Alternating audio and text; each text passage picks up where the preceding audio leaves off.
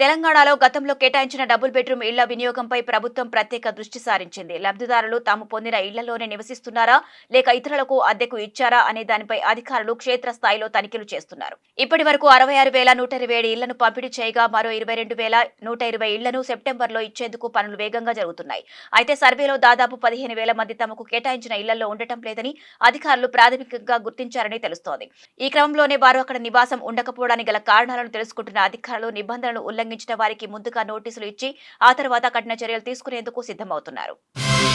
తెలంగాణలోని ప్రైవేట్ పాఠశాలలో విద్యార్థుల తల్లిదండ్రులపై ప్రతి ఏటా పడుతున్న ఫీజుల భారాన్ని అరికెట్టేందుకు విద్యాశాఖ కీలక నిర్ణయం తీసుకుంది. ప్రైవేట్ స్కూళ్ల యాజమాన్యాల ఇష్టారాజ్యానికి అడ్డుకట్ట వేస్తూ కీలక ఆదేశాలు జారీ చేసింది. రాష్ట్రంలోని అన్ని ప్రైవేట్, అన్ ఎయిడెడ్ పాఠశాలలు తమ తరగతుల వారి ఫీజుల వివరాలను తగిన ఆధారాలతో సహా డిపార్ట్మెంట్ అధికారిక పోర్టల్లో తప్పనిసరిగా అప్లోడ్ చేయమని స్పష్టం చేసింది.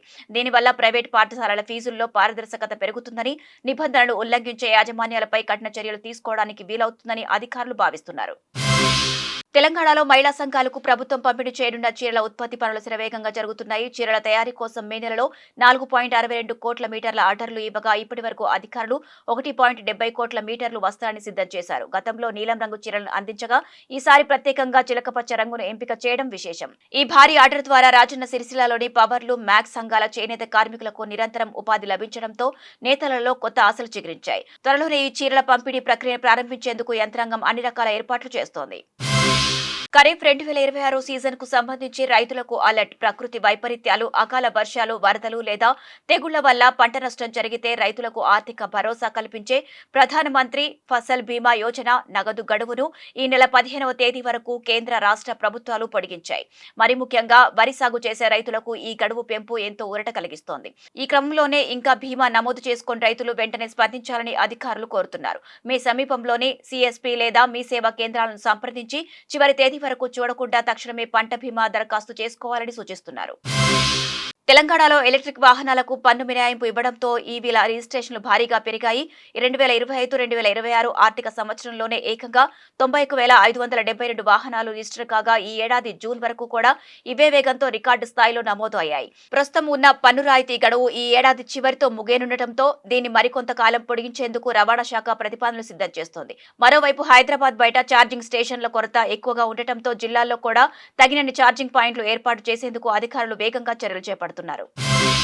హైదరాబాద్ ఓటర్ల సంఖ్య భారీగా తగ్గబోతోంది. ప్రస్తుతం జరుగుతున్న ఓటరు జాబితా ప్రత్యేక సమగ్ర సర్వే వల్ల గ్రేటర్ పరిధిలో ఏకంగా 40 లక్షల ఓట్లు తొలగిపోయే అవకాశం ఉందని అధికారులు అంచనా వేస్తున్నారు. హైదరాబాద్, మేడ్చల్, రంగారెడ్డి జిల్లాల పరిధిలోని 28 అసెంబ్లీ నియోజకవర్గాల్లో మొత్తం 1.14 కోట్ల మంది ఓటర్లు ఉండగా అందులో దాదాపు 3వ వంతు ఓట్లు రద్దయ్యే సూచనలు కనిపిస్తున్నాయని తెలుస్తోంది.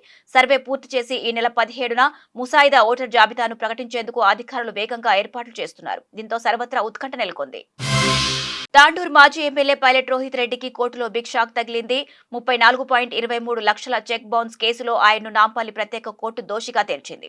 ఇంటెలిడెక్స్ ప్రైవేట్ లిమిటెడ్ సంస్థ దాఖలు చేసిన ఫిర్యాదుపై విచారణ పూర్తి చేసిన న్యాయస్థానం తీర్పునిచ్చింది. అయితే తీర్పు వెలువరించే సమయంలో రోహిత్ రెడ్డి కోర్టుకు హాజరు కాకపోవడంతో ఆయనపై నాన్ బెయిలబుల్ వారెంట్ జారీ చేసింది. పోలీసులు ఆయన్ను అరెస్ట్ చేసి కోర్టులో హాజరుపరిచిన తర్వాతే శిక్షపై నిర్ణయం తీసుకుంటామని న్యాయమూర్తి స్పష్టం చేశారు. దీంతో ఈ వ్యవహారం ఇప్పుడు తీవ్ర కలకలం రేపుతోంది.